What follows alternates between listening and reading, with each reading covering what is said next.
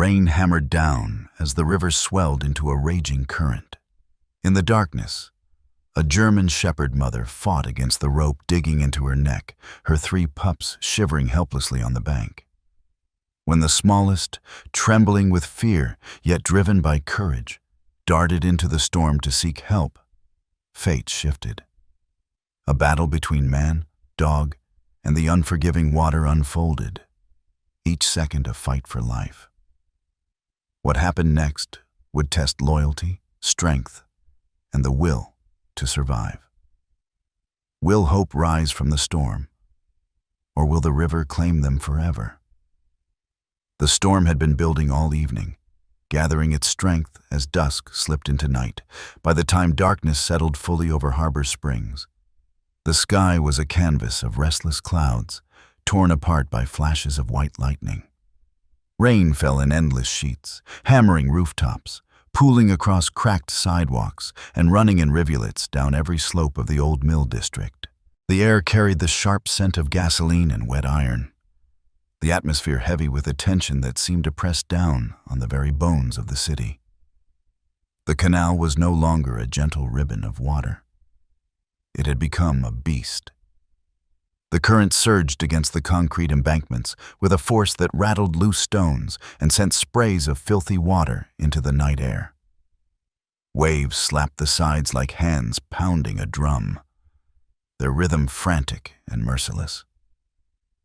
In that black water, beneath the blur of rain and the hiss of swollen runoff pipes, a shape thrashed in desperation. Luna. The German shepherd mother was only 3 years old, but the storm had turned her body into a fragile vessel of pain and exhaustion. Her sable and black coat, once thick and proud, was plastered to her ribs by the rain. Every muscle in her body shivered with strain. Around her neck, biting deeper with every second, was a rough length of rope. Its fibers were swollen and darkened by the water, anchored somewhere beneath the surface. Each time Luna tried to swim upward, the rope jerked her sideways, dragging her nose back under the current. Her eyes were wide, too human in their terror. They searched the storm as if the night itself might send her mercy. But the canal showed no pity. The water pressed her under again, filling her throat with bitter silt. She fought back with her legs, kicking, clawing at the surface, breaking through just long enough to draw a ragged gasp before the current forced her down again. Every breath was a stolen coin, every heartbeat a gamble she was losing. On the slick concrete bank just above her, 3 tiny lives trembled in a knot. Nova, Rex, and Ember, her pups, barely 6 weeks old. Their fur clung to their bony frames, each hair spiked with rain, their tiny paws slipping uselessly on the wet slope. The 3 pressed against one another for warmth, their bodies vibrating with fear. Their eyes, far too large for their small faces, followed their mother's struggle with helpless intensity. Rex, the sturdier one, had a faint mask of darker fur across his muzzle. He pressed his side firmly against Ember, the slightly smaller sister, whose ears flopped forward, heavy with rain. Together, they held back Nova, the smallest, the thinnest, his legs awkward and spindly, patches of lighter fur breaking the darkness of his coat. Nova squeaked and strained forward, claws scrabbling on the slick surface, as though his tiny heart could not bear the sight of his mother sinking away from them. Their cries cut through the storm in high-pitched wails, faint but piercing to any who might listen. Each sound carried the edge of panic, the sharp cracking note of babies who knew loss was moments away. Luna turned her head once, fighting the current enough to lock her eyes on them. The bond between mother and children was a tether stronger than any rope. But in this storm, love alone could not keep her afloat. She tried to kick upward again, the muscles in her chest spasming, but the rope cut crueler into her neck and her body sagged under the weight of exhaustion. On the bank, Nova shrieked, a desperate squealing sound that startled Rex and Ember. He shoved against his siblings, his tiny frame shaking violently, then broke free. For one terrifying second, he nearly tumbled toward the edge, his paws sliding on the wet stone. But instead of plunging after his mother, Nova veered away, his legs pumping with a reckless determination. He ran.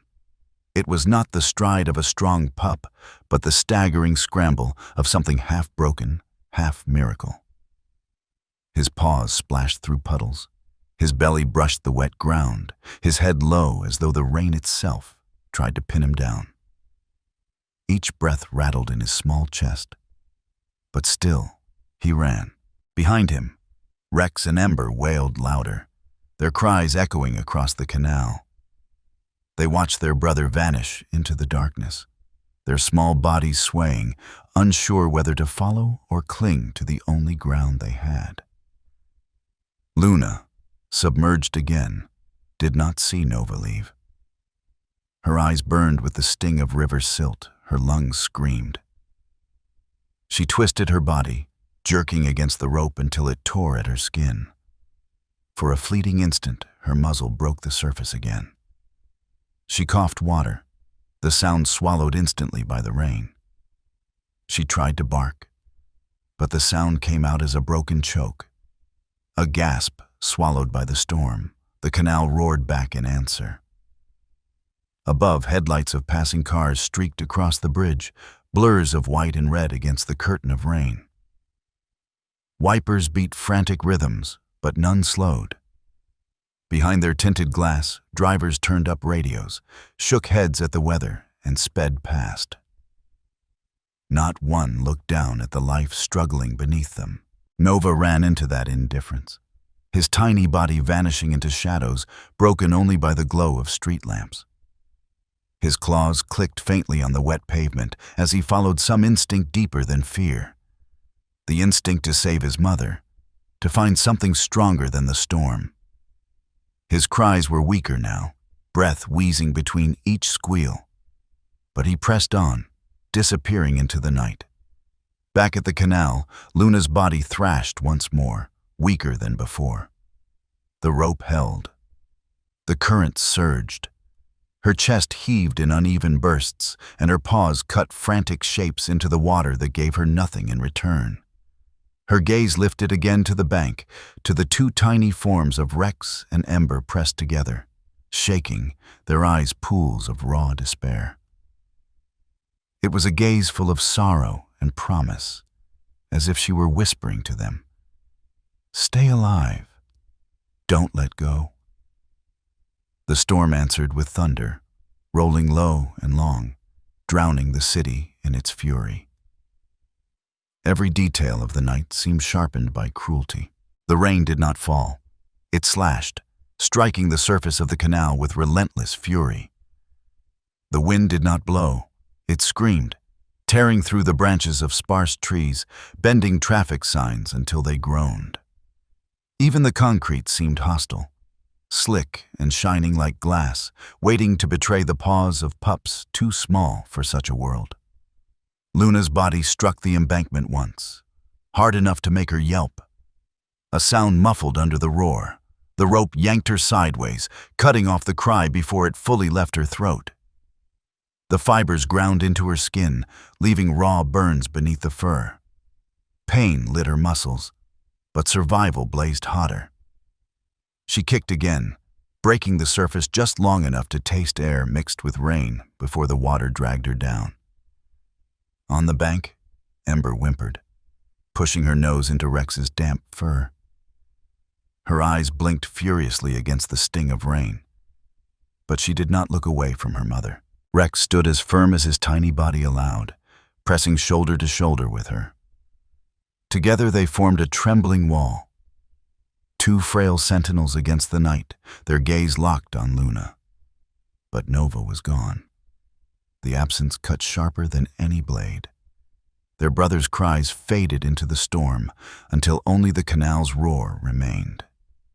Ember's tiny chest hitched with each squeak, while Rex let out a low, constant whine, the The sound of helplessness stretched thin over courage. They were too young to understand what sacrifice meant. But instinct told them their brother had chosen the only path left. Somewhere in the darkness, Nova's paws carried him closer to the faint glow of humanity. Somewhere his voice might reach the ears of someone willing to listen. If Luna's body could not endure much longer, her spirit still clung with the ferocity only a mother can summon. Beneath the water, her vision blurred, a swirl of blackness and silver bubbles. Her lungs burned, demanding air she could not give. Yet even as the weight of the canal tried to drag her down, she kicked again, her eyes wide, fixed not on survival for herself, but on the image of 3 small pups waiting on the bank. 1 missing, 2 trembling. A mother's heart beats not for herself, but for the lives pressed against her side. That truth surged through Luna stronger than the current. She jerked against the rope, muscles screaming, teeth bared against the water. For a heartbeat, the fibers shifted, but only to dig deeper, holding her captive. She thrashed, a blur of fur and spray, but her body weakened faster than her will. The canal showed no mercy. The night streets of Harbor Springs were nearly deserted, the storm having driven most souls inside. Rain hammered the asphalt in waves that bounced like shattered glass under the glow of street lamps. Puddles widened into shallow lakes, swallowing curbs and sidewalks, while the wind pressed against everything with invisible fists. Nova ran into that chaos.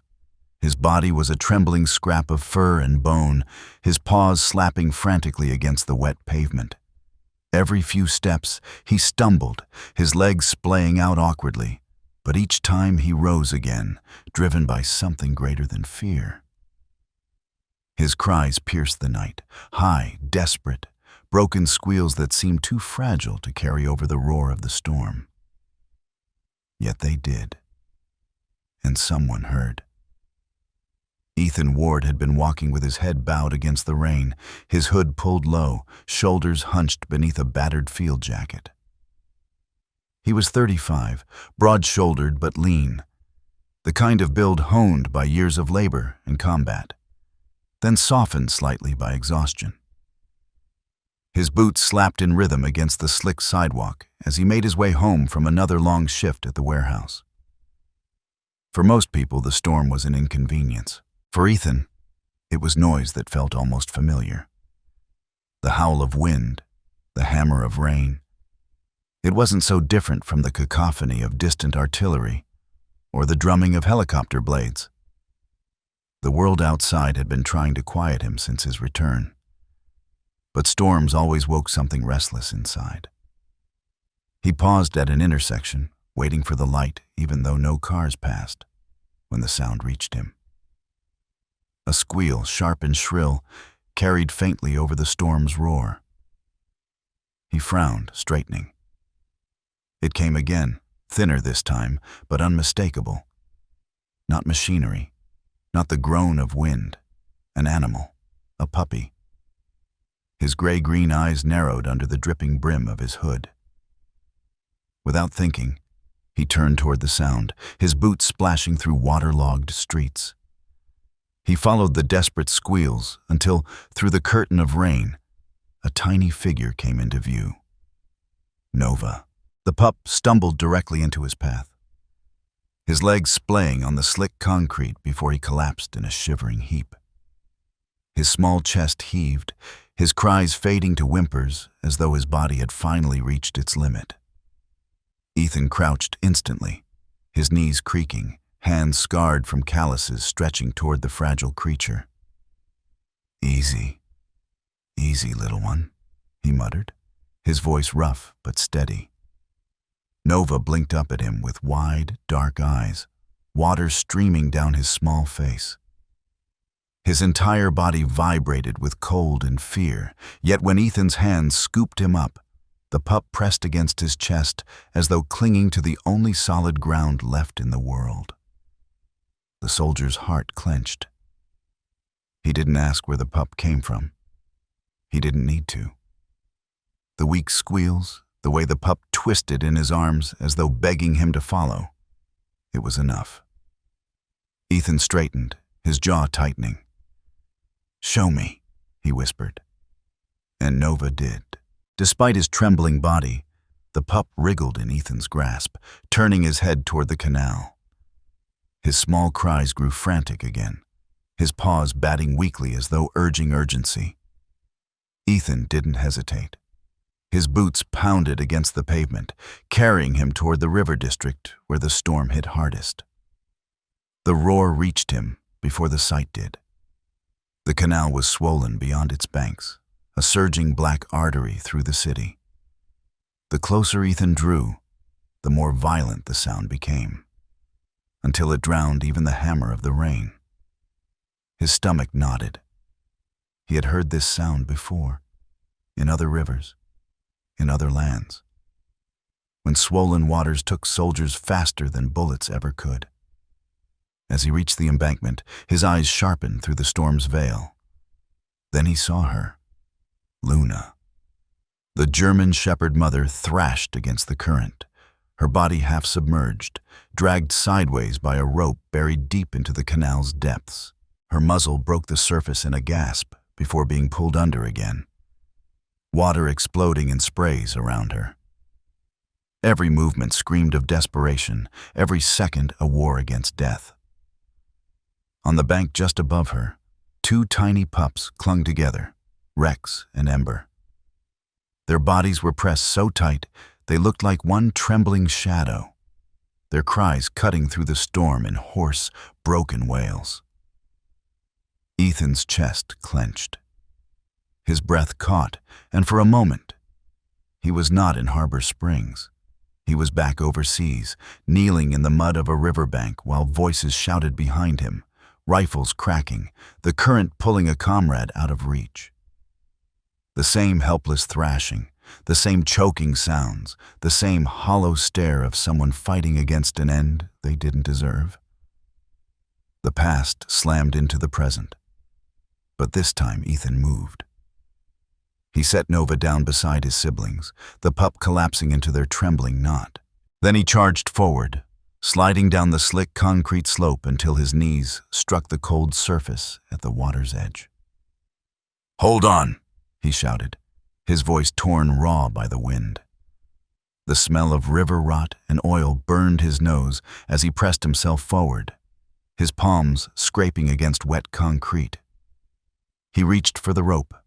It vibrated like a live wire under his grip, the current tugging at it with relentless force. His hands closed around the rough fibers, already water-swollen, and he pulled. Nothing. He braced his legs, boots slipping on the slick slope, muscles straining. The rope dug into his calloused palms, biting deep, but it didn't budge. Whatever it was tied to beneath the surface was heavy, anchored like iron. "Come on," he growled through clenched teeth, pulling harder. His forearms trembled, the veins in his neck straining, but the rope only held tighter. Luna's body jerked with his efforts, her muzzle breaking the surface for a gasp before the current dragged her under again. Her eyes met his then, glassy, unblinking, filled with terror, yet somehow clinging to him with desperate trust. Ethan's chest constricted. He could not look away. He couldn't let go.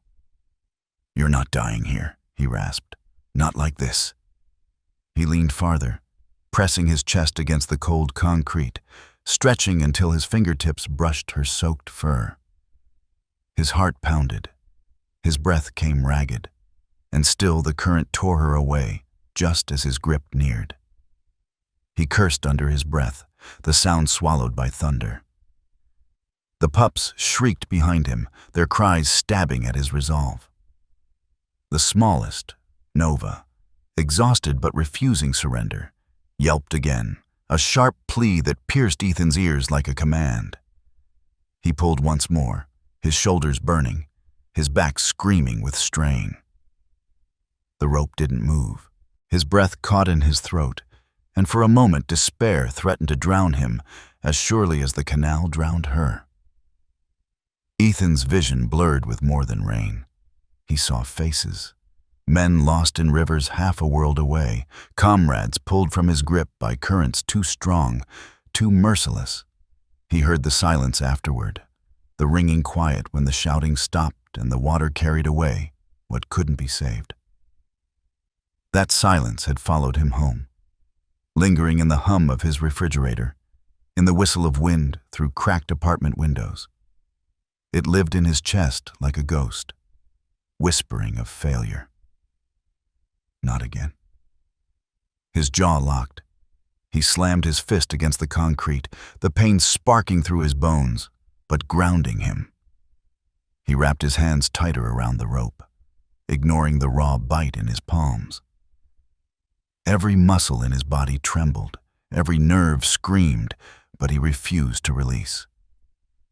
Above, headlights streaked briefly across the bridge before disappearing again into the storm. No one stopped. No one looked.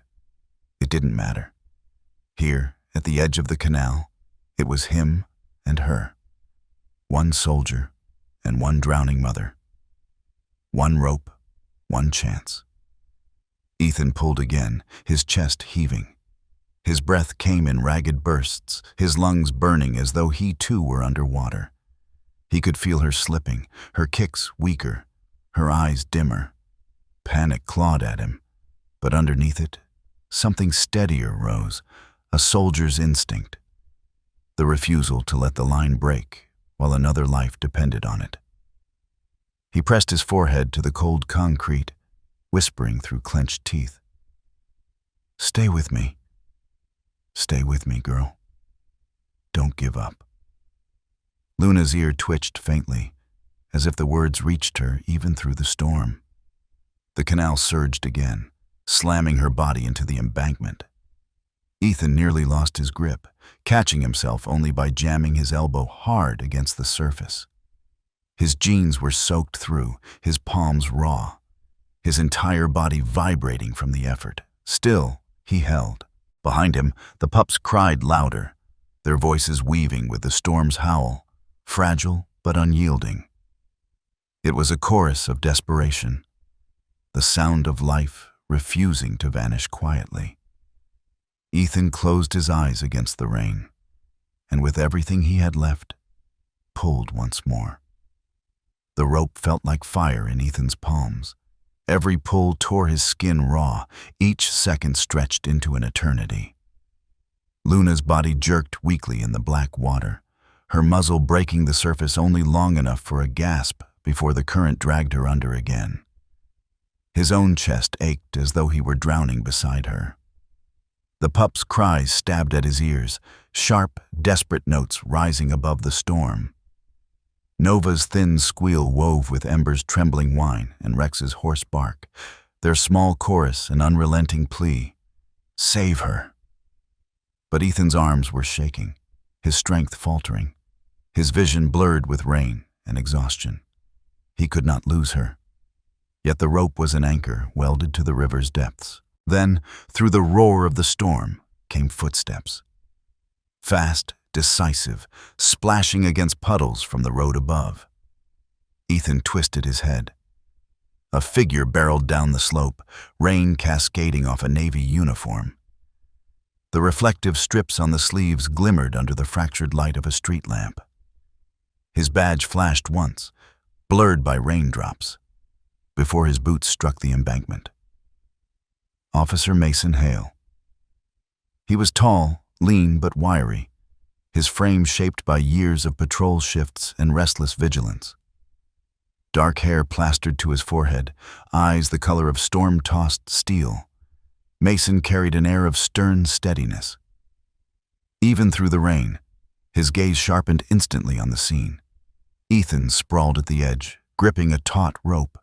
Luna thrashing against the current. The three pups trembling in a heap behind. "What do we have?" Mason's voice cut through the storm, steady but urgent. "She's caught," Ethan gasped, his voice hoarse. "Ropes tied. Under the water. I can't move it." Mason dropped to his knees beside him without hesitation. In one smooth motion, he drew a folding knife from his belt, flicking it open. The blade glinted silver in the rain. "Hold her steady," Mason ordered.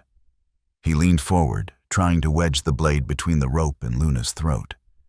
But the angle was impossible. The rope was pressed flat against her soaked fur, pulled taut by the current.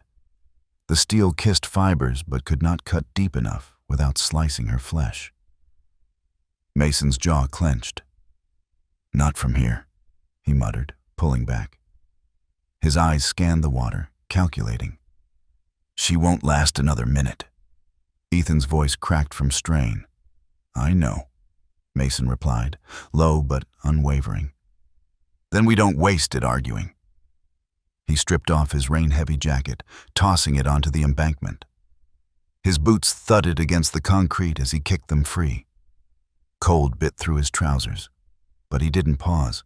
His fingers tightened on the knife. "You can't," Ethan started, panic flashing in his eyes. "I can hold the line," Mason snapped, his gaze sharp as lightning. Then he plunged. The canal swallowed him whole, the surface exploding in a froth of rain and spray. Ethan's grip on the rope tightened instinctively, his body leaning dangerously over the edge to counter the current's pull. "Come on," he rasped, voice raw. "Come on." The cold struck Mason like a fist to the chest. His lungs clenched, his heartbeat jolted into a frantic rhythm. Darkness enveloped him, broken only by the faint shimmer of street lamps above, fractured by rain. He forced his eyes open, squinting against the sting of silt and gasoline. His hand followed the rope, rough fibers vibrating against his palm. He pulled himself deeper, muscles burning with the effort. The current slammed him sideways, scraping his knuckles against submerged concrete. He ignored the pain, forcing himself downward until the knot revealed itself in the murky dark. It was lashed around a length of rusted rebar, twisted so tightly the fibers had swollen and hardened with mud. The knot was as stubborn as steel. Mason wedged his knife against it, sawing furiously. Fibers frayed, a few strands snapping. But the angle was wrong, the current too strong. His chest screamed for air. He pushed upward, bursting through the surface with a gasp. Rain pelted his face as he spat water, his lungs burning. "She's slipping," Ethan shouted, hauling harder on the rope. "I saw it. It's tied to rebar." Mason's words came sharp between ragged breaths. "I almost had it." Then he filled his lungs again and dove. This time the cold was worse. His limbs felt leaden, his chest tighter. But determination cut sharper than fatigue. He plunged back to the knot, knife flashing in the dark. He slashed again, strands peeling loose under the relentless sawing motion. Above, Ethan's arms shook violently, his boots scraping for traction. Luna's body thrashed weakly, her muzzle dipping under again and again. The pups shrieked louder, their tiny cries ricocheting off the concrete walls of the canal. "Stay with me, girl," Ethan muttered through gritted teeth, his forehead pressed to the slick surface. "Don't you give up." Beneath the water, Mason's lungs screamed. His vision flickered at the edges. But he thought of the reservoir years ago, the family he had arrived too late to save. Their screams haunted him still. He clenched his jaw, driving the knife harder. Fibers tore. The knot loosened. Not enough. He pushed upward again, breaking through with another desperate gasp. Water streamed down his face, his knife still clutched tight. "Almost there," he shouted hoarsely. "Hold her steady." Then, before Ethan could reply, Mason vanished beneath the surface once more. The third dive was agony. His chest burned, his arms trembled, but every ounce of his will narrowed to the rope. He slashed, sawed, pulled. Fibers gave way one by one, until at last, snap. The rope recoiled violently, jerking in his hand. Relief surged like fire through his veins. He kicked upward, the severed rope trailing behind him, and burst through the surface with a gasp that tore his throat raw. "Cut loose!" he roared. Ethan wasted no time. With a heave that pulled fire through his back and shoulders, he dragged Luna toward the embankment. She was heavy, her body limp, but desperation gave him strength. Mason shoved from below, guiding her upward with his free hand. "Come on," Ethan growled, hooking his arms under her chest. He hauled with every ounce of muscle left in him, pulling her over the edge. She collapsed onto the concrete in a sodden heap, water streaming from her fur. For a terrible heartbeat, she lay still, her chest unmoving. Then, she coughed.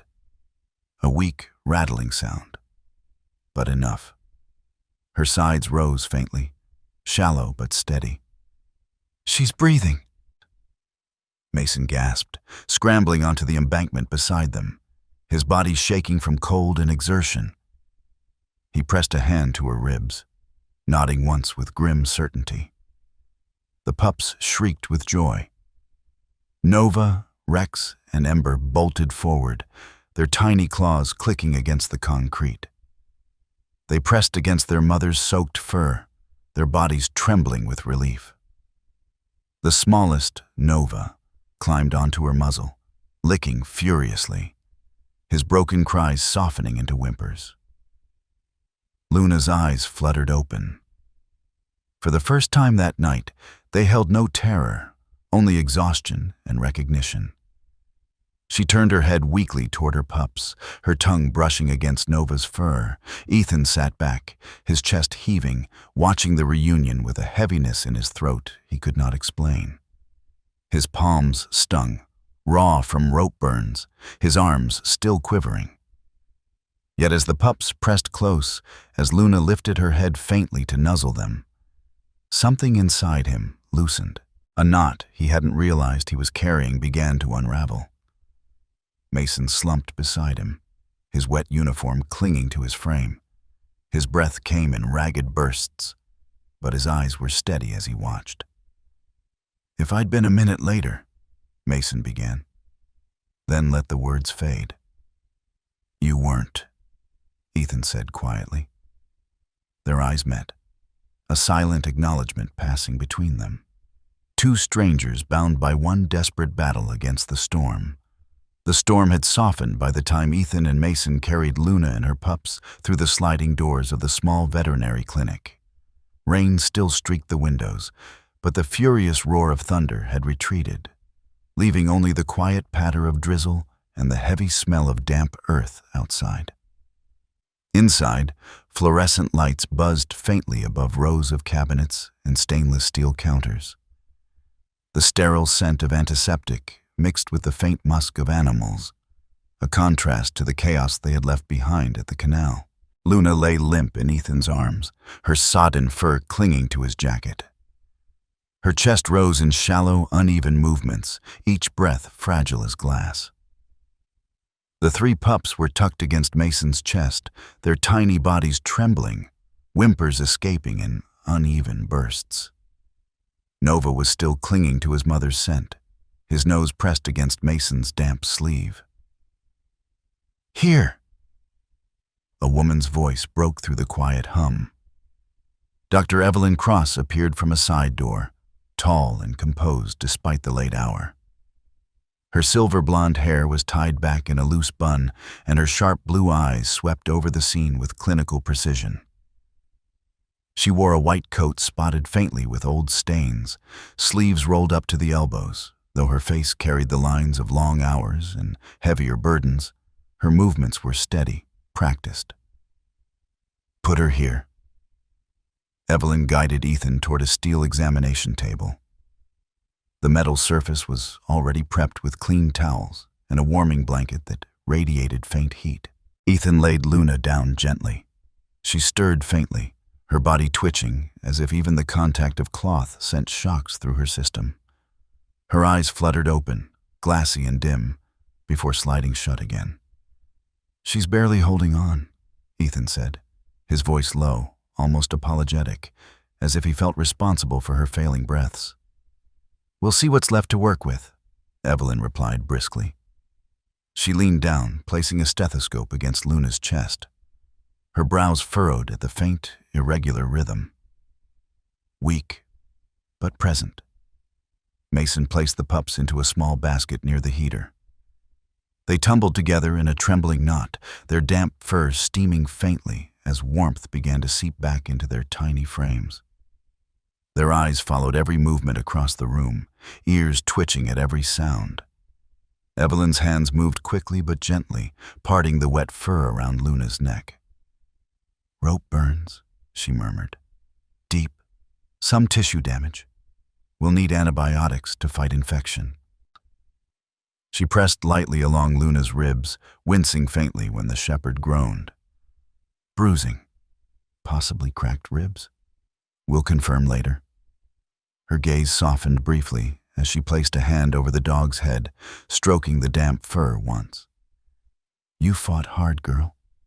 Let's not waste it." Then she reached for a handheld scanner, flicking it on with a beep. Its small screen glowed pale green. "What's that?" Ethan asked, though he already suspected. "Microchip reader." Evelyn pressed the device against Luna's neck, moving it slowly along the skin. A faint electronic tone cut through the quiet, sharp, and final. Numbers scrolled across the display. Evelyn's eyes narrowed. "There's a chip." Mason's posture stiffened. "So, she has an owner?" "Yes," Evelyn said carefully. She turned to the small computer on her desk, entering the sequence of numbers. The screen's glow lit the fine lines of her face as information appeared. Her lips pressed into a thin line. "Registered to Victor Barnes, to Victor, East Willow Street."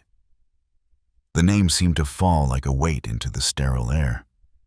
Ethan's jaw tightened instantly. The name was unfamiliar to him, but Mason's face darkened. "You know him?" Ethan asked. Mason nodded once, his voice clipped. "I've been called to that street before. Complaints, noise, neglect, dogs tied up in yards, half-starved. Nothing ever stuck. He's clever enough to skirt the line. But if this is his shepherd..." His eyes shifted toward Luna's frail body. "This isn't neglect. This is cruelty." Evelyn exhaled slowly, rubbing the bridge of her nose. "I've treated animals from his area before. Thin, malnourished, scarred. Records pile up, but without hard evidence." She let the sentence die. Her blue eyes flicked back to Luna. This might be the first real chance to stop him. Ethan's fists curled at his sides. His palms still bore rope burns, angry red welts etched into the skin. He stared at them for a long moment before speaking. "She looked at me down there," he murmured. "She wasn't just fighting for herself. She was fighting for them." His gaze shifted to the pups huddled by the heater, their tiny sides rising and falling in unsteady rhythm. "I'm not letting her go back to a man like that."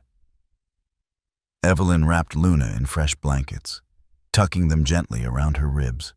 She attached an IV line with practiced care, fluid dripping steadily to restore what the storm had stolen.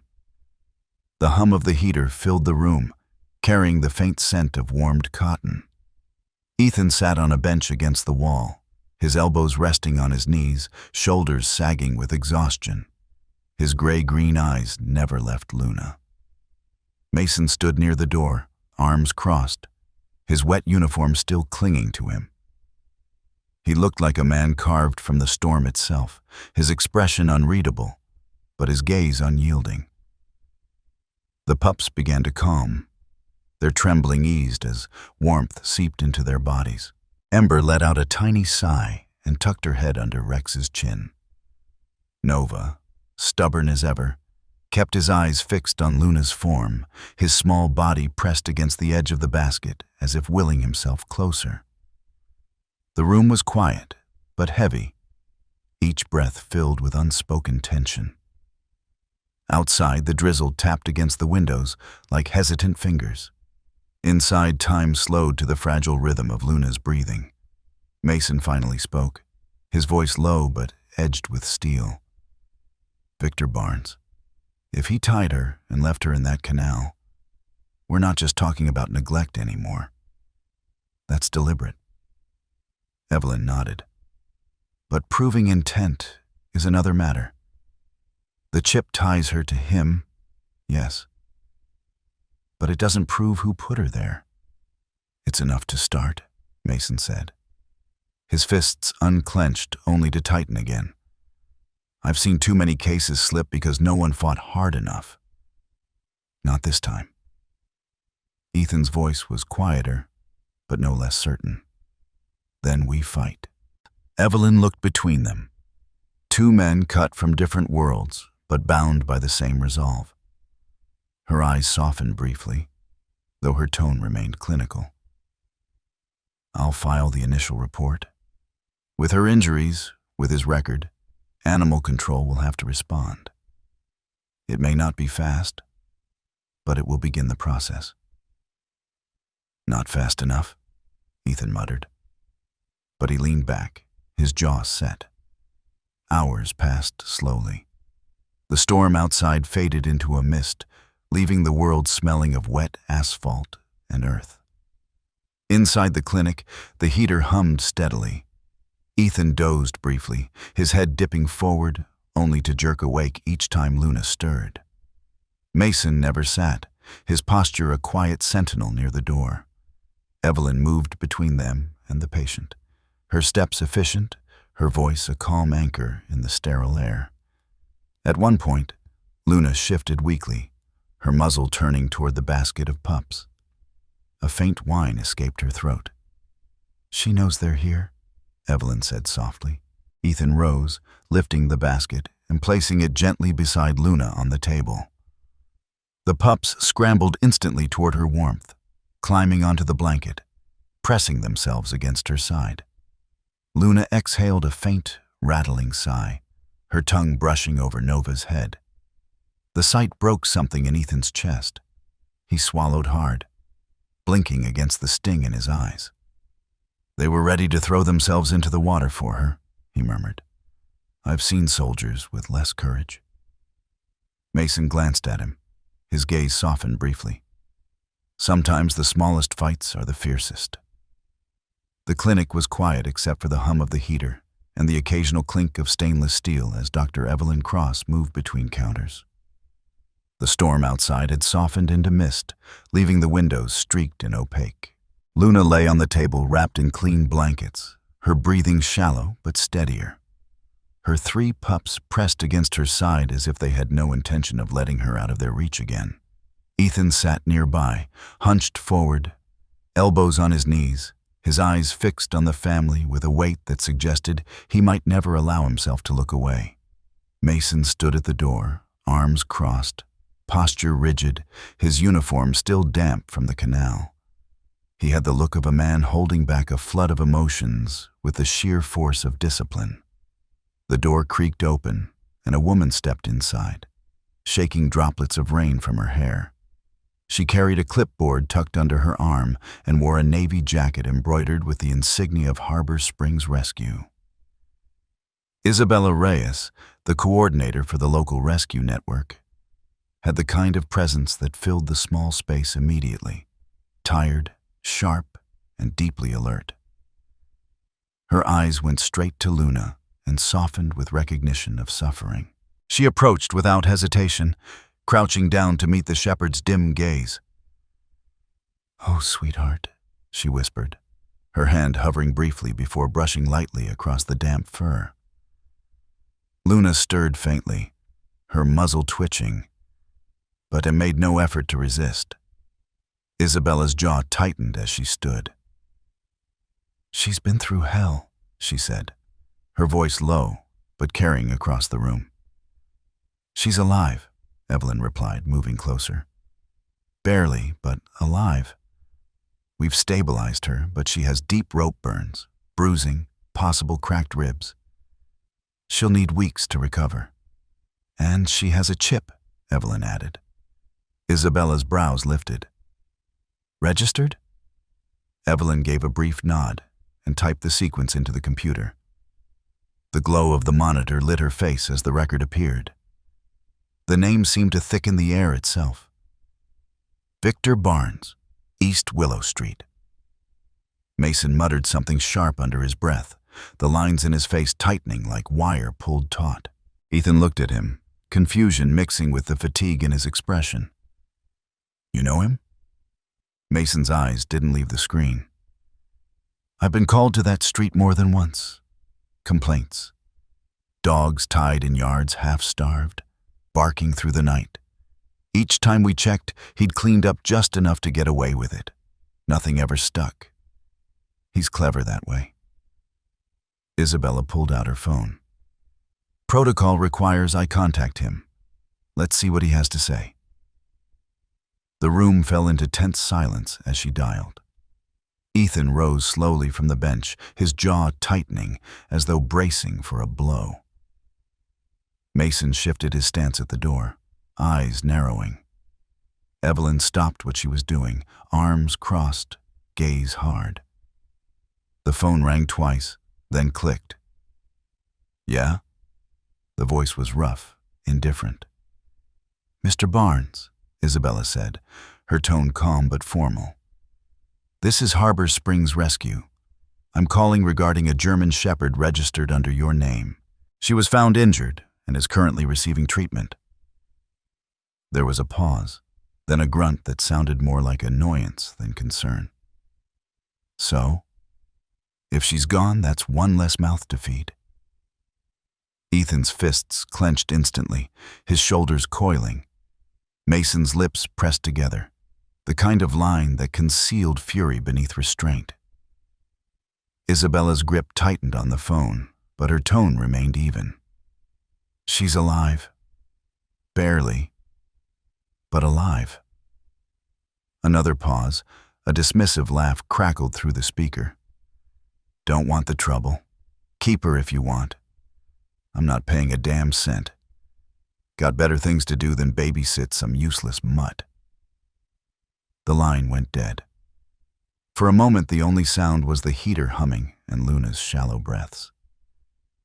Isabella lowered the phone slowly, set it down on the counter, and exhaled through her nose.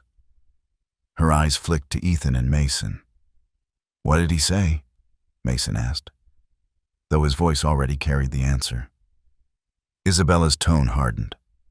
That she's a burden. He said if she had died, it would have been easier for him. And when I told him she survived, he said he didn't want her back. Ethan's breath caught, and he surged forward a step, fists balled so tightly the veins stood out across his forearms. He tied her there, he said hoarsely, staring down at Luna's frail form. He wanted her to drown. He wanted her gone. Mason's voice was low, sharp as a knife. And he'll walk free if we can't prove it. The system will shrug, call it abandonment at best. Without evidence, nothing sticks. Ethan turned on him, his eyes blazing. And what? We send her back, after what he did? Evelyn broke in, her voice calm, but carrying the weight of weary experience. That's what the law demands. Unless there is clear proof of intent, witnesses, photos, something that ties him directly, she is still his property. The chip makes it so. The words landed with the weight of a verdict. Ethan stared at her in disbelief. Then at Luna, whose shallow breaths rose and fell beneath the blankets. Nova lifted his head and squeaked, his tiny body pressing harder against his mother's ribs. Ember whimpered softly. Rex gave a faint growl, a pup's instinctive protest. The sound only twisted the knife deeper. Ethan's voice was raw when he spoke again. If we send her back, it'll kill her. It'll kill all of them. Mason's jaw worked, his shoulders tense. His gray eyes burned with the steady fury of a man who had seen justice slip through cracks too many times. Then we don't let it happen. We build a case. We get witnesses, statements, anything we can find. If he's done this before, someone has seen it. And when we put it together, there'll be no denying it. Isabella looked at him, then at Ethan, her own resolve settling into her expression. I've been fighting these battles for years. Barnes is one of the worst. But with the right evidence, we can stop him. Without it, the law will give her back to the man who tried to drown her. Ethan's hands flexed at his sides, his chest rising and falling with the weight of his breath. His rope-burned palms still stung, the wounds etched into his skin as vivid as the memory of Luna's eyes underwater. He shook his head once, slowly, and spoke with the clarity of someone who had already chosen. Then we fight. Whatever it takes, we fight. The room went still again. Evelyn's sharp blue eyes softened briefly, though her tone remained careful. You'll need more than outrage. You'll need proof that no one can ignore. If you can find it, if you can gather enough to leave the system no choice, then maybe she'll have a chance. Mason's voice came steady, leaving no room for doubt. We'll get it. Isabella's lips curved in the faintest of smiles, weary but determined. Then maybe, finally, he won't be able to walk away from this. For a long moment, the room breathed in silence. The pups stirred against their mother, finding warmth in her fragile breath. Nova's head lifted once more, his small eyes fixed on Ethan, as though sensing the promise beneath the words. Ethan sat back down heavily, rubbing his face with both hands. His voice was quieter when it came again, but no less certain. I've fought wars with less reason than this. If she survived that water, then we don't let her fall again. Mason turned toward the window, rain streaking down the glass. His reflection looked back at him, hardened, weary, but no longer passive. He gave a single nod, not to anyone in particular, but to the storm outside, as if accepting its challenge. The computer screen still glowed faintly with the name, Victor Barnes. It lingered in the room like a shadow, reminding them all how fragile the victory at the canal had been. But beneath that shadow, something stronger had taken root. The system might fail. The law might falter. But in that small clinic, with a wounded shepherd breathing shallowly beneath blankets and 3 tiny lives curled against her, resolve burned bright. They would not let her return to the hands that had tried to silence her. Morning came gray and heavy, the streets washed pale by last night's storm. Mist clung to the low buildings of Harbor Springs, curling along gutters and seeping across cracked sidewalks. Ethan walked with his hands stuffed into his jacket pockets, the rope burns on his palms still raw, a dull ache reminding him of the canal. Beside him, Mason moved with his usual deliberate stride, uniform pressed but shoulders tense, as though each step carried the weight of both duty and something personal. Neither man had slept. They had stayed at the clinic until dawn, watching over Luna and her pups as if their vigilance alone could keep the family safe. The dogs were stable, at least for now. Evelyn had insisted they rest, but rest was a luxury neither man could accept. The name on the computer screen, Victor Barnes, hung in the air like a curse. Until they had proof, until they could tie him to what happened in that storm. The law still tethered Luna to him. So they went to Willow Street. The neighborhood lay on the edge of town, a cluster of aging houses pressed together like tired sentinels. Paint peeled from weathered siding, porches sagged under years of neglect, and weeds curled through cracked driveways. Even in the soft haze of morning, the place felt abandoned by kindness. Mason led the way, his eyes sweeping over the houses with the trained precision of a man who had walked streets like these too many times. Ethan followed, his jaw set, fists clenching and unclenching in his pockets. "Barnes lives 3 doors down," Mason said quietly as they turned the corner. "But before we knock, there are people here who've seen things. I've talked to some before. They were scared or didn't want to get involved. Maybe today they'll speak." The first door belonged to Harriet Lane, a widow who lived alone in a house with faded green shutters and a porch sagging under flower pots that had long since emptied of life. Mason knocked gently, then waited. After a pause, the door creaked open, revealing a thin woman in her 70s. Her gray hair was pinned back loosely, and her sharp eyes peered from behind thick glasses. "Officer Hale," she said, voice raspy but not unkind. "Didn't expect to see you so soon after the storm." "This is Ethan Ward," Mason introduced. "We're looking into Victor Barnes. We need to ask you a few questions." Harriet's gaze shifted to Ethan, lingering on the rope burns visible along his hands.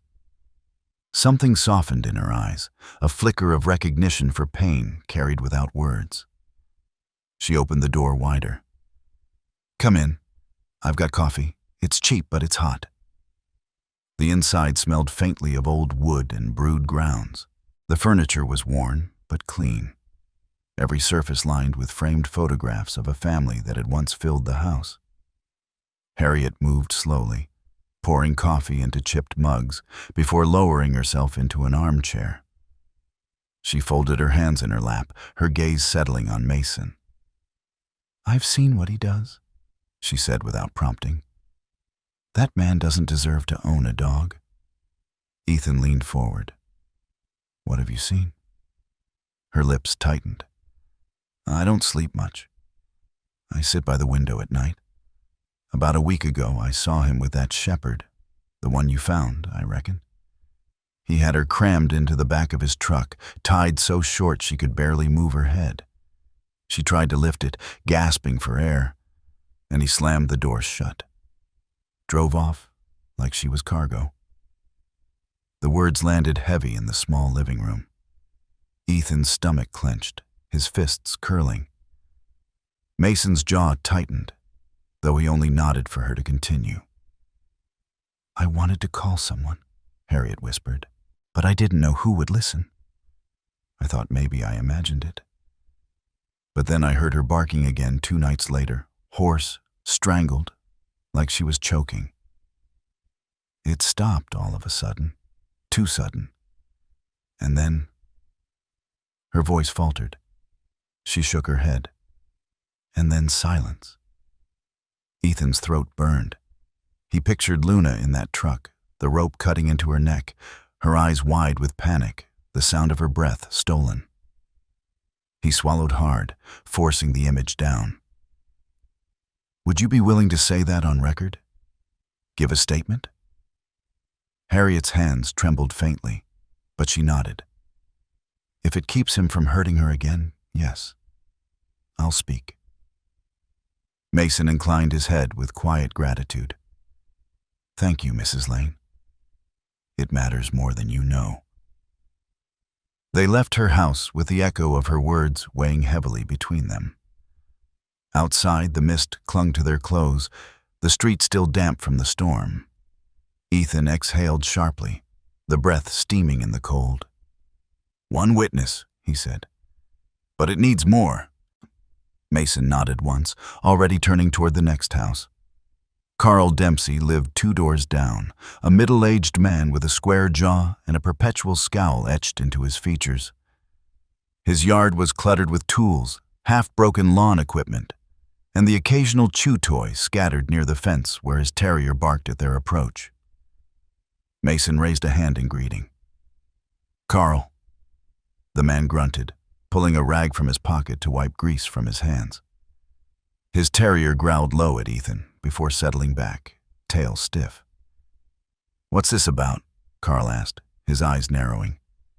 "Victor Barnes," Mason said plainly. Carl spat into the dirt, shaking his head. Figures.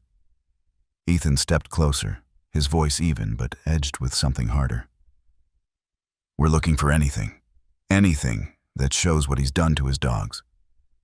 We know about Luna. We need proof. Carl's eyes flicked to Ethan's hands, then back to Mason.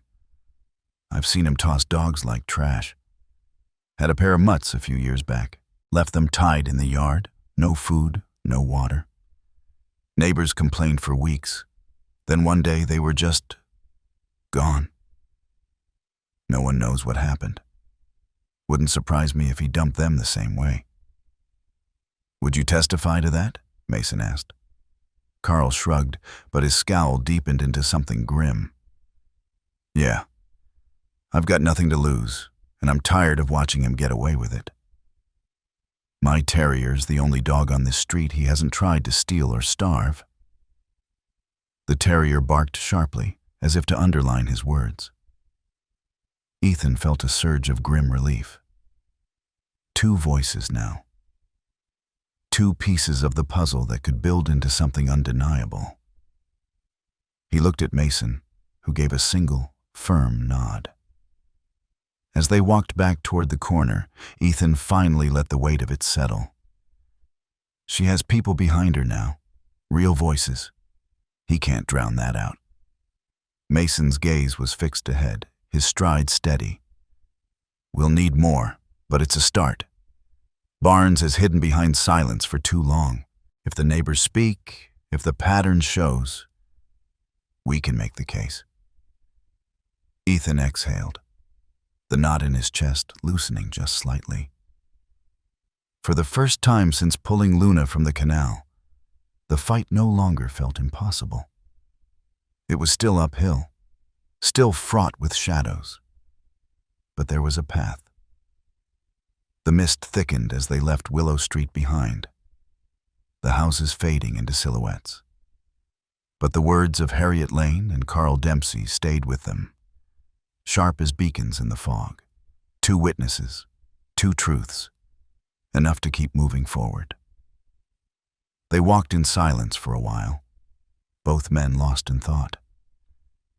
The image of Luna and her pups waiting at the clinic tugged at Ethan's chest. He thought of her eyes underwater, of the pups' cries on the bank, of the way Nova had run into the storm to find him. He clenched his rope-burned hands, his voice steady when he finally spoke. We're not just fighting for her. We're fighting for every dog he's thrown away. For everyone that didn't make it. Mason glanced at him, his expression unreadable, but his eyes steady. Then we don't stop. Not until he answers for all of it. The nights after Willow Street carried a different weight. Every sound in the dark seemed sharper. Every shadow heavier with purpose.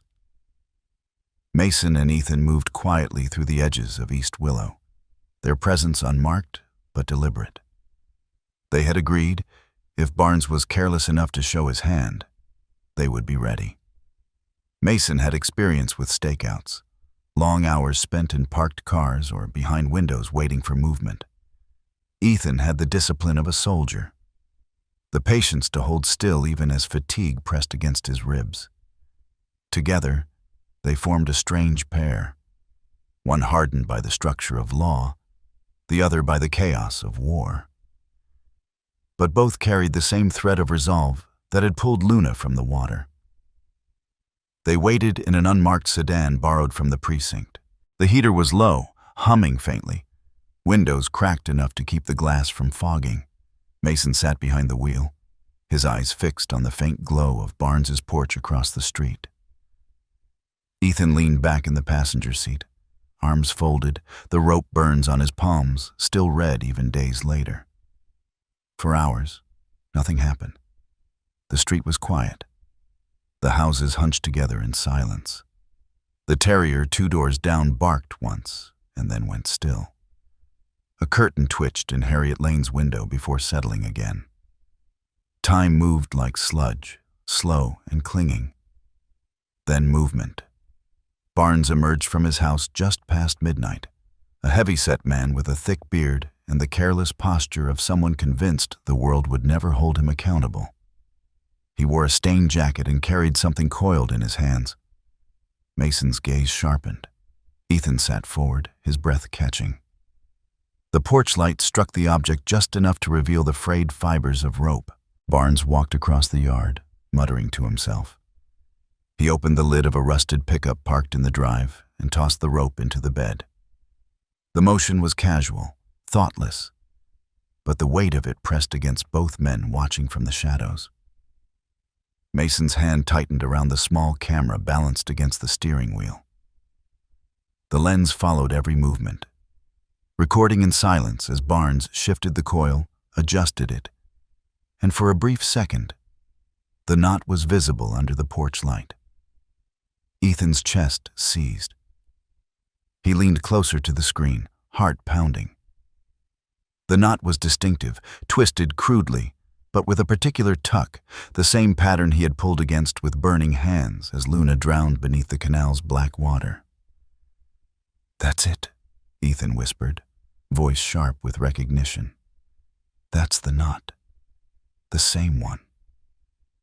Mason didn't answer, but his jaw tightened.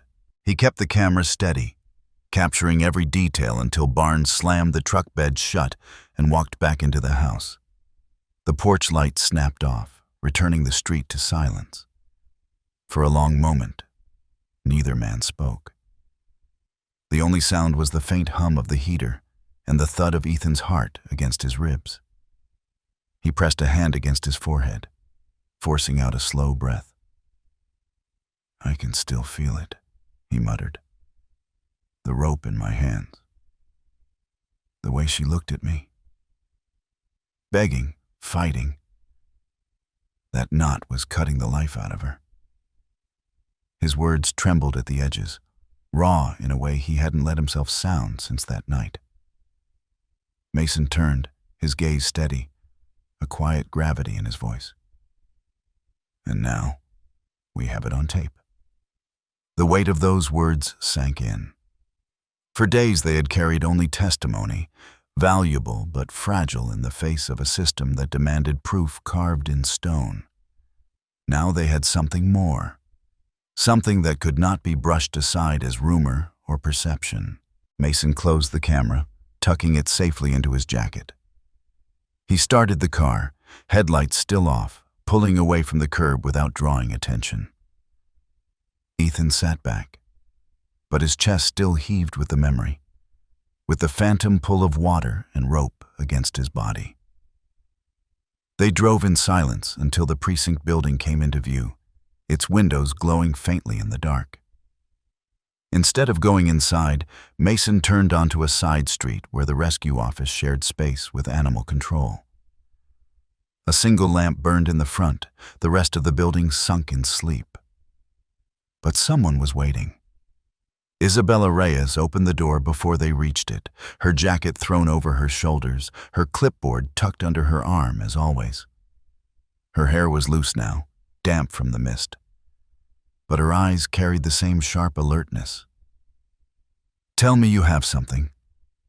Mason handed her the camera without ceremony. "See for yourself." They gathered around her desk as she loaded the footage onto the computer. The video flickered to life, grainy in the low light, but clear enough. Barnes stepped from his porch, the coil of rope in his hands, his careless toss into the truck. The knot gleamed under the porch light, rough and cruel, before vanishing under metal. Isabella leaned forward, her lips parting in a sharp breath. She rewound, slowed it, zoomed in on the knot, her jaw set. "That's identical. Evelyn's photos of Luna's wounds show the same fiber marks. This ties him directly." Ethan's throat tightened as he watched again. Each loop of the knot was etched into his memory, carved there by the moment Luna's eyes had locked onto his beneath the storm. He had felt her slipping, had sworn to hold on. Now, seeing it from this angle, seeing the casual way Barnes discarded the very weapon he had used, Ethan's chest burned with fury. He almost killed her. Ethan said, his voice shaking with the force of it. He tied that knot with his own hands and left her to die. And he walked back into his house like it meant nothing. Mason stood tall, his face unreadable, but his fists clenched at his sides. Now he won't be able to walk away. Not this time. Isabella copied the footage, her fingers flying across the keys. She attached Evelyn's medical report, Harriet Lane's statement, Carl Dempsey's testimony, and cross-referenced it all into a single file. Her face was pale with exhaustion, but her eyes burned with determination. "This goes to animal control tonight," she said firmly. "With this, they'll have grounds to file charges and seize every animal he has. Barnes won't be able to hide behind paperwork anymore." Ethan pressed his palms against the desk, leaning closer. "And if they hesitate?" Isabella met his gaze without flinching. "Then I make calls until they can't ignore it. I've fought too many battles like this. But this time, we have what we need." The room was quiet, except for the hum of the computer. Luna's family was miles away in the clinic, but their presence filled the space. Her shallow breaths, the pups' cries, the desperate fight in the storm. All of it lived in the silence between these three people, binding them tighter than law or duty. Ethan finally sat back, rubbing his face with both hands. His rope burns ached, but they felt different now. Not just scars of struggle, but marks of promise. He looked at Mason, then at Isabella, and spoke with steady conviction. "We see this through, until the end." Mason gave a short nod. "Until the end." Isabella saved the file, her voice quieter, but no less resolute. "Then let's finish what we started." The offices of Harbor Springs Animal Control smelled faintly of paper, ink, and stale coffee. The building was squat and practical, tucked behind the municipal courthouse like a shadow no one wanted to notice. Its linoleum floors echoed underfoot, the fluorescent lights overhead buzzing with a tired hum. Ethan and Mason stood side by side in the narrow hallway, the cold morning air still clinging to their jackets. Between them, the weight of the small camera felt heavier than any weapon. Isabella pushed through the glass door ahead of them, her clipboard clutched tight, her jaw set. She had called ahead, insisted they be seen immediately, and now a clerk ushered them down the hall toward a corner office. The nameplate on the door read, "Alan Whitby, Senior Investigator." Inside, Alan sat behind a desk piled with folders. He was in his 50s, broad-shouldered, his thinning hair cropped close to his scalp.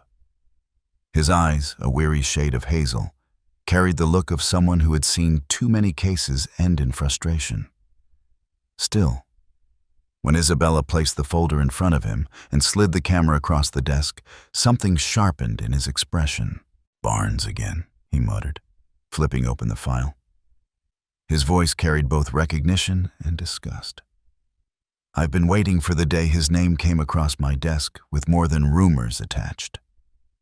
Mason crossed his arms, his stance sharp. "You'll see it's more than rumors now." Alan inserted the memory card and pulled up the footage on his computer. The grainy video filled the screen. Barnes stepping out onto his porch, rope coiled in his hands, the knot glinting briefly in the porch light before he tossed it carelessly into the truck bed. Alan leaned forward, pausing the frame at the knot. His eyes narrowed. "Damn," he breathed. "That's the same pattern we've logged in past complaints. Ropes cut too short, animals tied so tight they could barely breathe. But no one ever caught it on record before." Evelyn's medical report was next. The photographs of Luna's wounds stark against the pale paper. Alan compared the two. The rope fibers against the bruising, the knot against the cuts. His lips pressed into a hard line. "This is enough," he said finally. "More than enough to open a formal case file. I'll draft the seizure order immediately." Barnes will be prohibited from reclaiming the shepherd or her pups until the investigation is complete. And with this much evidence, the likelihood of him getting them back is slim to none. The words lifted something heavy from the room. Ethan felt his shoulders sag as he released a breath he hadn't realized he'd been holding. Mason's jaw loosened, his stance easing slightly though his eyes remained alert. Isabella closed her eyes briefly, a silent prayer of relief, before leaning forward. And charges? Alan nodded slowly. Cruelty, neglect, attempted destruction of an animal's life. It'll move through the courts, but the evidence gives us teeth this time. Barnes has been untouchable for years, but this... He tapped the screen where the frozen knot still glimmered. This ties him to it directly. For the first time in days, Ethan allowed himself a faint smile. So she's safe. For now. Alan's gaze softened, though his tone remained measured. For now. Don't fool yourselves. This is just the start. He'll fight back. Men like him always do. But you've given us the ground to stand on, and that's more than anyone's managed before. The relief was fragile but real. For Ethan, it felt like stepping out of the canal all over again, lungs burning but still alive. Mason gave a single nod of acknowledgement, his eyes meeting Alan's with the grim respect of one man to another who knew battles never ended clean. When they stepped back outside, the air was crisp, the mist lifting under the pale sun. Isabella hugged her jacket tighter around her shoulders, but there was a spark in her eyes now. One step, she said quietly. Just one. But it matters. Ethan tilted his head toward the road, where traffic moved in steady lines. Then let's go see the ones it matters most to. The clinic was quieter in daylight. The storm had passed, leaving a soft brightness that filtered through the blinds. Evelyn moved between counters, her presence calm but steady, while the heater hummed on in the corner. The smell of disinfectant mingled with the faint musk of fur and damp blankets. Luna lay on her side, her bandages clean, her breaths deeper now. She was still weak, but the rise and fall of her chest was stronger, her ribs expanding with more certainty. Her eyes opened as Ethan entered, and for the first time, they carried a spark rather than fear. The pups tumbled across the blanket beside her. Rex and Ember wrestled clumsily, their small bodies rolling against one another with squeaks of protest and delight. Nova, determined as ever, tried to clamber onto Luna's shoulder, his legs too short, his determination too fierce to stop. When he slid back down, he yelped in frustration, then turned immediately to try again. Ethan crouched beside the table, his hand brushing across Luna's head. Her fur was softer now, clean and brushed, though the rope burns were still visible under the bandages. She leaned into his touch, her eyes closing briefly. When she opened them again, she looked past him at the pups, and something in her gaze shifted. It was not only relief, it was light.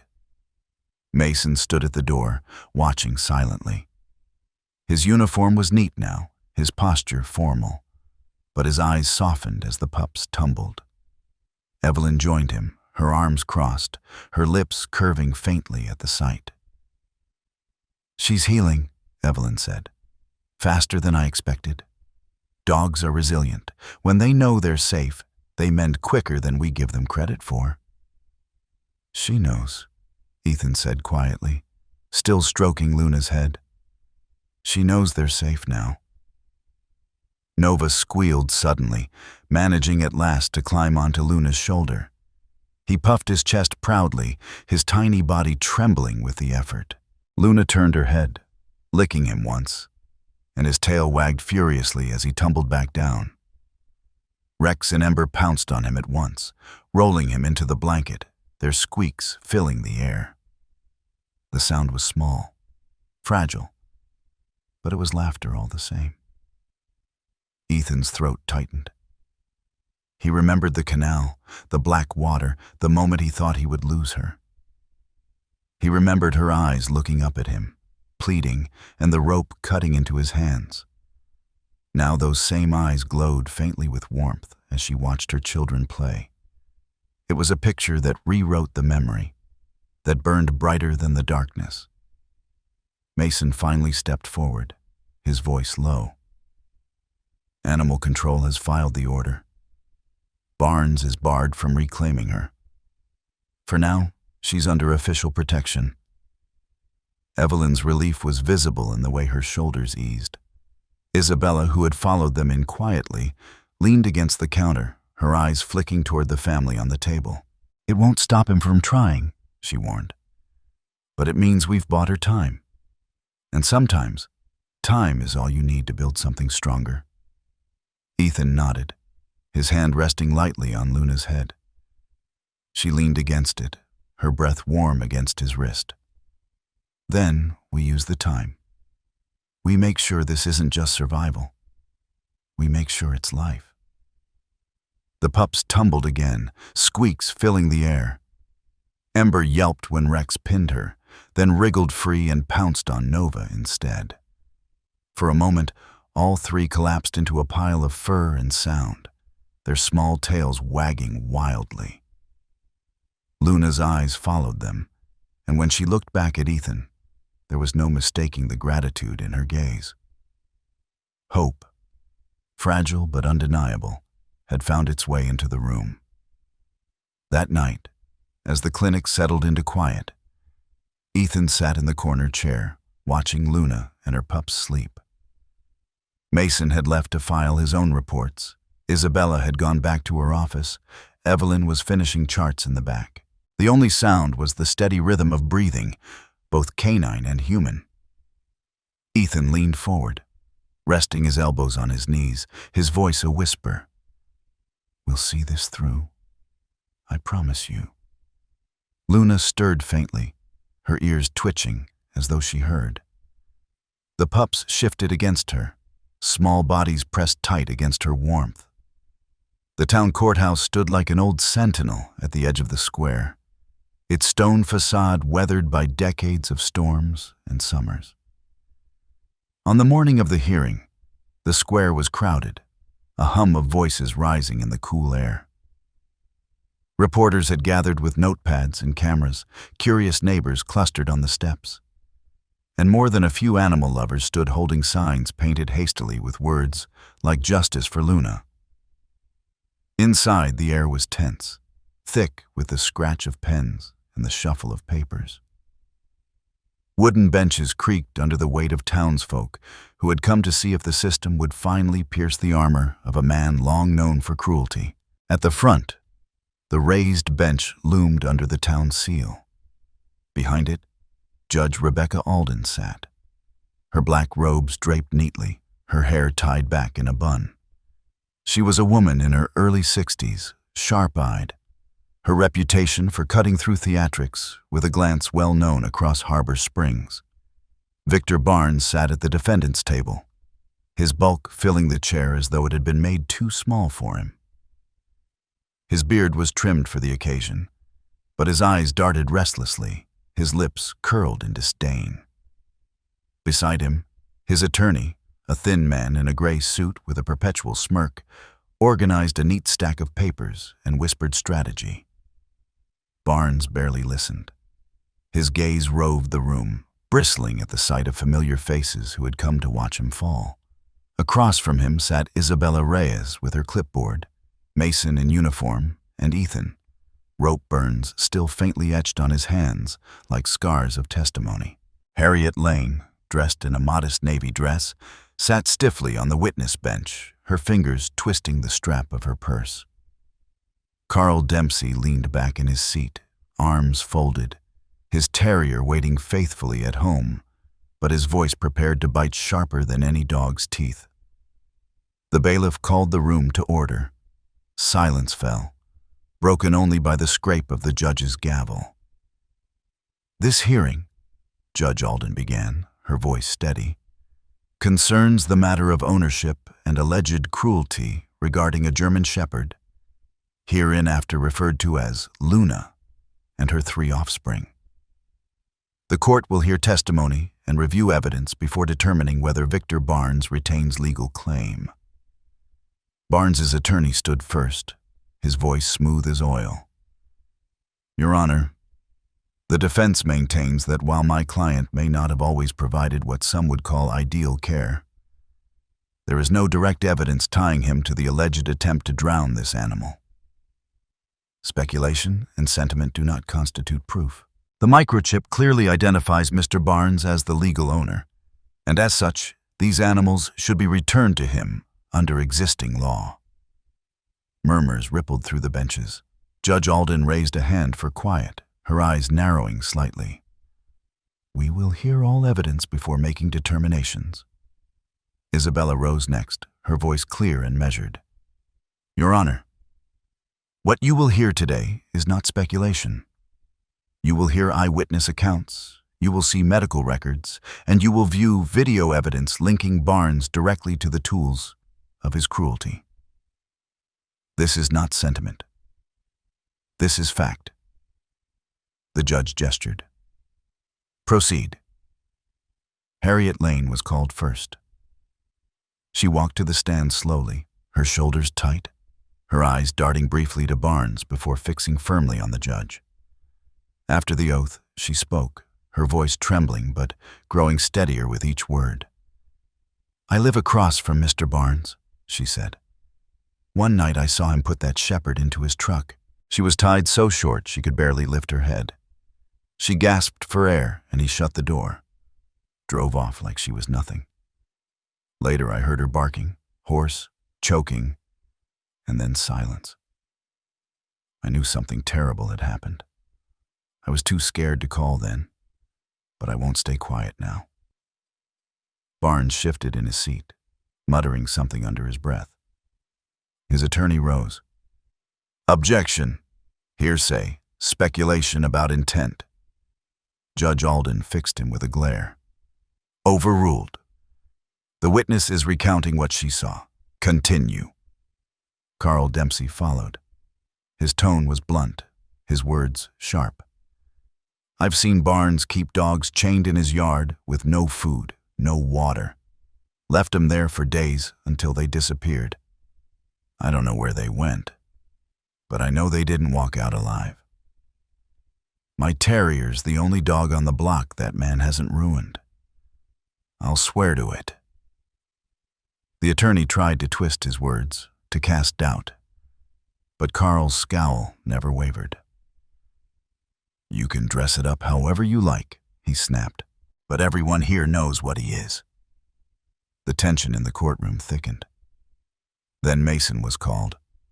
He stood tall in his uniform, his voice steady as steel.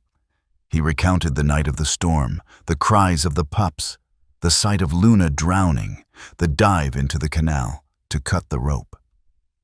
Ethan followed, his words raw but unwavering, describing the moment he first heard Nova's cries, the fight against the rope, the look in Luna's eyes as she begged for life. The defense attorney tried to chip away, suggesting exaggeration, even fabrication. But Ethan's rope-scarred hands and Mason's clipped, disciplined delivery cut through the noise. Their voices carried weight no cross-examination could break. Finally, Isabella presented the video.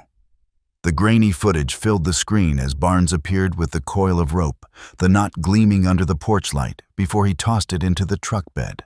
Evelyn's medical report was shown alongside it. The rope burns around Luna's neck perfectly aligned with the fibers and knot captured on camera. Barnes's face flushed red. He leaned toward his attorney, whispering furiously. The attorney objected again, claiming the knot was circumstantial, that rope was common, that anyone could have discarded it. But the words rang hollow against the evidence laid bare. When the testimonies were finished, silence filled the courtroom. Judge Alden leaned back in her chair, her eyes sharp, her fingers steepled under her chin. She looked at Barnes, at his attorney, at the assembled witnesses who had risked silence no longer. Then she spoke. "Mr. Barnes, the law may recognize animals as property, but this court recognizes them as living beings entitled to basic protection from cruelty. The evidence presented, the eyewitness testimony, the medical records, and most critically, the video linking you directly to the instrument used against this animal, constitutes proof. You failed to provide care, you inflicted harm, and you intended destruction." Barnes shifted, his face mottled with anger, but the judge's voice cut clean through the room. "Therefore, this court rules to terminate your ownership rights effective immediately. Luna and her 3 offspring are to be placed under the permanent guardianship of Harbor Springs Rescue. Furthermore, the evidence will be forwarded to the district attorney's office for criminal charges to be pursued." The gavel struck once, sharp and final. For a moment, the room was still. Then a murmur rose from the benches, swelling into quiet applause.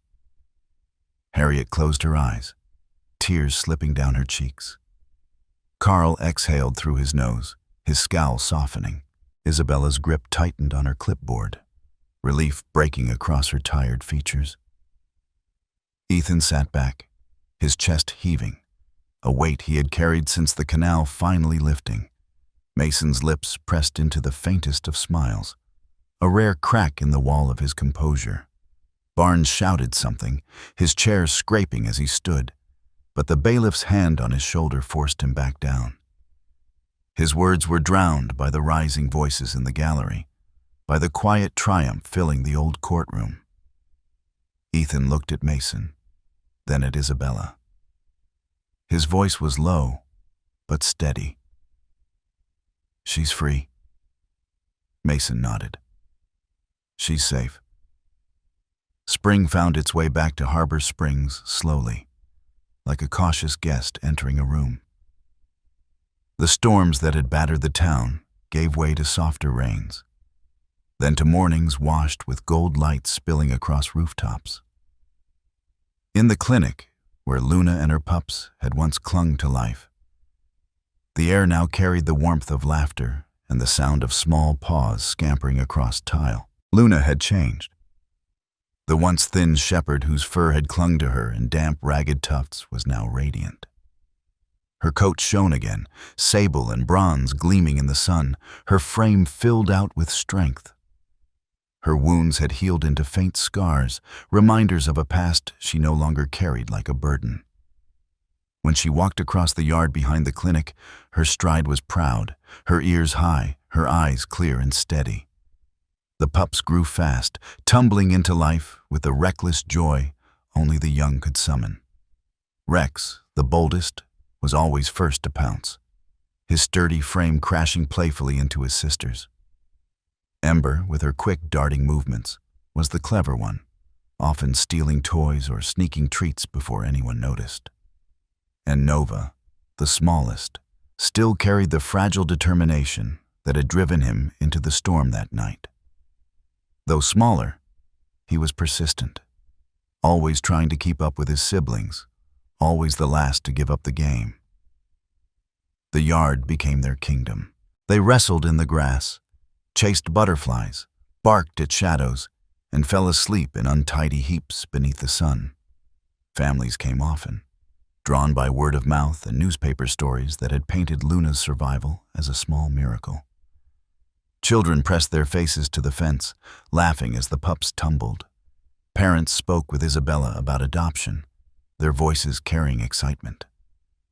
It was a new rhythm, a symphony of hope. Where once there had been the silence of fear, now there was sound, bright, messy, alive. Ethan found himself drawn there every morning. He told himself it was to check on their progress, to see with his own eyes that the battle in court had meant something. But it was more than that. It was the way Luna greeted him with calm recognition, the way her pups bounced toward him, unafraid. It was the way Nova in particular seemed to seek him out, climbing over Rex and Ember to reach his boots, pawing at him until he bent to scoop him up. Nova would curl in Ethan's arms, a ball of warmth pressed against his chest. Sometimes the pup would fall asleep there, his tiny breaths soft against Ethan's shirt, his tail twitching as though chasing dreams. And each time Ethan felt something in his chest ease, something he had not realized was still wound tight. Mason noticed it. One afternoon, leaning against the fence with his arms crossed, he watched Ethan cradle the pup, a faint smirk tugging at the corner of his mouth. "Looks like he's chosen you," he remarked. Ethan glanced up, surprised. "He's just clingy." Mason raised a brow. "That's not clingy. That's trust." Ethan looked back down at Nova, who blinked up at him with sleepy eyes, then snuggled closer.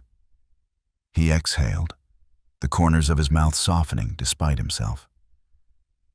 "Maybe," he admitted quietly. Inside the clinic, the atmosphere had shifted too. Evelyn moved with lighter steps, her usual clinical efficiency softened by pride each time she looked at Luna. Isabella's clipboard was still full of names and lists, but her smile came easier these days, especially when she watched children meet the pups. The weight of battles fought was still there, but the fire of victory warmed everything it touched. One Saturday, a family came in, a mother, father, and their 2 children. They had heard the story, had seen the photos in the newspaper. The children knelt in the grass, giggling as Ember darted between their hands, as Rex clambered over their knees. The mother's eyes shone as she stroked Luna, who stood calmly beside her, regal and gentle. Papers were signed, promises made, and Ember left that day, wagging her tail, her new family beaming. The next week, another family arrived, drawn by the story of resilience. They fell for Rex immediately, laughing at his bold antics, his sturdy paws. By evening, Rex too was gone, bouncing happily into the back of their car, his new life already unfolding. The yard grew quieter with only Nova left, but Ethan didn't mind. Neither, it seemed, did Nova. The little pup spent even more time pressed against Ethan's side, following him like a shadow. If Ethan sat on the grass, Nova climbed into his lap. If he walked the fence, Nova trotted faithfully at his heels. When night came and Ethan stayed late at the clinic, Nova curled in his arms, asleep long before Ethan thought of leaving. Isabella noticed one evening as she locked the office. She paused, watching Ethan in the yard, Nova asleep against his chest. "You know he's picked you," she said softly. Ethan looked up, his expression conflicted. I don't know if I can. Dogs deserve someone steady, not someone who carries." He trailed off, his throat tight. The echoes of war were still inside him, scars that no court could erase. Isabella's gaze softened. "Maybe that's exactly why he chose you. You both know what it means to fight through storms." Ethan glanced down at Nova, who twitched in his sleep, dreaming dog dreams. The warmth in his chest swelled, and for the first time in years, it wasn't the weight of memory. It was the pull of possibility. Luna seemed to see it too. One afternoon, as the sun slanted low and painted the yard in gold, she watched Ethan scoop Nova into his arms. Her ears pricked, her gaze steady. Then she walked over, nuzzled her son once, and looked up at Ethan. It was as though she was giving her blessing, her trust. Ethan met her eyes, the same eyes that had once begged him for life in the water, and felt a bond settle into place. The days passed, bright and full. Ember's new family sent photos of her curled at the foot of a child's bed, her eyes happy. Rex's family visited once, bringing stories of his antics, chasing a soccer ball across their yard. Luna grew stronger, her stride full, her coat gleaming. And Nova, always Nova, stayed close to Ethan, his little body pressed against his chest, his breath steady, his trust absolute. It was a new day, not only for Luna and her pups, but for everyone who had carried them through the storm. The courthouse battle was behind them. The shadows of Barnes's cruelty were fading. In their place, laughter filled the clinic, tails wagged and bonds formed that would outlast the scars. One evening, as the sun sank behind the horizon and painted the sky in fire, Ethan sat in the yard with Nova asleep in his arms. Mason leaned on the fence nearby. Evelyn watched from the doorway. Isabella wrote notes on her clipboard.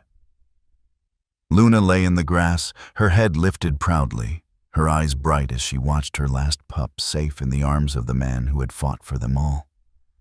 Ethan stroked Nova's fur, soft under his fingers, and whispered into the warm twilight. "A new day, little one, for both of us." The rescue center had never felt so alive. Spring sunlight poured through the windows, warming the clean floors and the stacks of blankets folded neatly along the walls. Families came and went in a steady rhythm, laughter and conversation mingling with the occasional bark or squeal of delight. For Isabella, it was the kind of day she lived for. The day when the wounds of the past gave way to the promise of new beginnings. Rex was the first to leave. His new family returned with wide smiles, papers signed, hearts already invested. The father knelt in the grass, laughing as Rex bounded into his arms, tail thrashing like a banner. The mother stood nearby, tears of joy bright in her eyes, while their teenage son fumbled with a bright red leash, more nervous than Rex himself. When they clipped it to his collar, Rex puffed his chest as if declaring himself ready for the adventure ahead. Ethan stood at the fence, arms folded, watching quietly. He had seen Rex grow from a trembling pup into a bold explorer, fearless and brimming with energy. Seeing him leap into his new family's car was bittersweet, loss laced with pride. Mason clapped Ethan on the shoulder. "That one's going to keep them busy," he said with a faint smile. Ethan allowed himself the smallest chuckle. A week later, Ember's day arrived. Her chosen family was quieter, a gentle couple with 2 small children who crouched in the grass, giggling as Ember darted between them. She was clever, slipping behind the boy's knees before bounding into the girl's arms, her small teeth tugging playfully at the edge of a stuffed toy they had brought. The parents exchanged a glance filled with tenderness, and when the papers were complete, they led her out the door with the children skipping at their sides. Ethan crouched down in the yard afterward, feeling Nova press against his shin. The smallest pup had watched his siblings leave, his head cocked, his eyes searching. Ethan scooped him up, holding him against his chest. Nova curled into him instantly, as if to say, "I'm still here. I'm not going anywhere." It was true. Nova had already chosen his path. From the first night he had crawled into Ethan's arms, his tiny body trembling with exhaustion and determination, he had never left. And Ethan, despite all the walls he had built inside himself, had stopped trying to resist. He filled out the adoption papers one morning, his hands steady, his name sealing the bond that had already been written in water and rope burns and quiet nights. Mason was there, smirking when Ethan handed Isabella the completed form. "You didn't stand a chance," he said. Ethan only shook his head, glancing down at Nova, who wagged his tail furiously, his entire body quivering with excitement. "No," Ethan admitted softly. "I didn't." Luna's fate was decided not long after.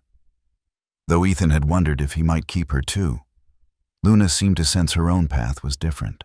She needed peace, a home where quiet days would stretch into years, where love would be steady and simple.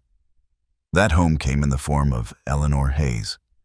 a retired schoolteacher with kind eyes and silver hair pulled into a neat bun. Eleanor arrived with a basket of homemade bread, as though she were visiting family. She knelt slowly in the grass, her hands extended, her voice gentle. "Hello, beautiful girl," she murmured. Luna approached cautiously, then pressed her head into Eleanor's palms. It was as though they had known each other forever. Isabella's eyes misted when Eleanor completed the paperwork. Evelyn smiled softly, her hand resting on Luna's back as she whispered, "You found your place." On the day of departure, the yard at the rescue was full. Rex's family had sent photos of him racing across a wide lawn. Ember's family had written a letter about how she slept curled at the foot of their daughter's bed. Now, it was Luna's turn. Eleanor's car waited at the curb, its back seat prepared with soft blankets. Ethan knelt beside Luna one last time. She looked at him with those same eyes he had first seen beneath the black water of the canal, eyes that had begged him not to let go. Now, they carried peace. Gratitude. She pressed her muzzle to his cheek, warm breath brushing his skin before stepping back toward Eleanor. Mason stood nearby, his arms folded, his lips pressed together. He gave Luna a sharp nod, the kind of respect a soldier gives another survivor. Evelyn wiped at her eyes openly, while Isabella tried to maintain her composure, though her smile wavered. Nova, still tucked in Ethan's arms, whined softly as though he understood. Luna bent down once, licking her pup gently across the nose. Nova yipped in return, pawing at her muzzle. Then, with one last glance at Ethan, Luna turned and stepped into Eleanor's waiting arms. The car door closed softly. As Eleanor drove away, the entire group stood in silence, watching until the car disappeared down the street. It was a moment filled with both tears and smiles, the ache of farewell softened by the certainty of love waiting ahead. That evening, the rescue was quiet again. The bustle of families had faded, leaving only the hum of the heater and the rustle of paperwork. Ethan sat on the porch steps with Nova in his lap. The pup gnawed playfully at his sleeve, then curled into a tight ball, sighing in contentment. Mason joined him, leaning against the railing. "Feels different now, doesn't it?" he said. Ethan nodded slowly. "Yeah. It's lighter. Rex, Ember, Luna, they've all got good homes. And you?" Mason smirked faintly. "You've got Nova. That's 4 lives that aren't his anymore." Ethan's gaze shifted toward the horizon, the last traces of sunset painting the sky in amber. He thought of Barnes, of the rope, of the canal. He thought of Luna's eyes, of Nova's tiny body pressed against his chest. The pain of war was still inside him, but it no longer felt like a chain. It felt like something he could carry, with Nova walking beside him. He reached down, stroking the pup's fur. Nova's tail wagged lazily in his sleep. "He saved me as much as I saved him," Ethan said softly. Mason nodded once, his voice steady. "That's how it works sometimes." Inside, Isabella and Evelyn shared tea in the office, their laughter faint but genuine. The rescue center, once filled with worry and tension, now held peace. The battle had been fought, the wounds tended, and in their place, new beginnings had taken root. The days that followed stretched bright and calm. Nova adapted quickly to life at Ethan's side. He followed him on morning walks, his small paws trotting determinedly through dew-soaked grass. At night, he curled in Ethan's arms, a steady presence that pushed back the shadows that used to haunt his sleep. Slowly, the invisible wounds of war began to heal, stitched together by trust, play, and the warmth of companionship. Luna thrived with Eleanor, her days filled with gentle hands, quiet afternoons, and the laughter of children Eleanor tutored in reading. Rex grew into a loyal protector, Ember into a clever companion. Each pup had found not just survival, but joy. The rescue center still bustled, new cases arriving, new battles to fight. But the story of Luna and her pups had become a beacon, a reminder of what was possible. On the bulletin board by the entrance, Isabella pinned letters from the adoptive families, photos of Rex and Ember with their new siblings, snapshots of Luna lying peacefully by Eleanor's feet. And in the center, a picture Evelyn had taken. Ethan holding Nova against his chest, both of them looking into the camera with the same quiet determination. The world had changed. Not all at once, not perfectly, but enough.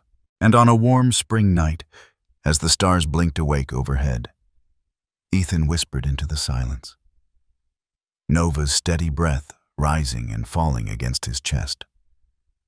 "We're home now."